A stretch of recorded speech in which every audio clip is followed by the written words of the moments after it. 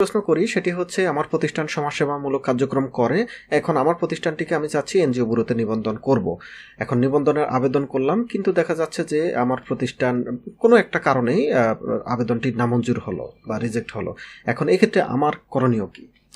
দেখুন, আপনি যখন আবেদন করছেন এবং আবেদনের সাথে কিন্তু আপনার 50,000 টাকা ফি প্লাস 15% ব্যাট দিয়ে আপনি আবেদন করছেন।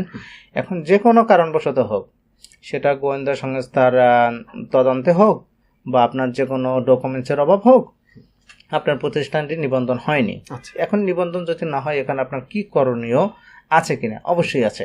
আচ্ছা দেখা গেছে যে যখন আপনার নিবন্ধন হয় না, এটা পুনরায় তদন্তের জন্য আবার একটা আবেদন করতে পারেন আপনি। সেক্ষেত্রে কি আবার ওই 50,000 টাকা আবার নতুন করে দিতে হবে? না, 50,000 টাকা কিছুই দিতে হবে না। আপনার ফি, আপনার ব্যাট সবই দেওয়া। শুধু এনজিও ব্যুরো থেকে একটা রিভিউ করার জন্য একটা আবেদন নেবেন। ওই আবেদন ফর্মে আপনি একটা আবেদন আপনাদের প্যাডে লিখে তারপর সিল চপ্পর দিয়ে ওখানে জমা দেবেন। তারপর ওরা আবার এটা স্বরাষ্ট্রতে পাঠাবে, স্বরাষ্ট্র আবার গোয়েন্দা সংস্থাকে দেবে, গোয়েন্দা সংস্থা তদন্ত করে রিপোর্ট দেবে। তারপর আপনার যাচ্ছে মানে সর্বশেষ আপনি নিবন্ধন হয়তো পেলেও পেতে পারেন।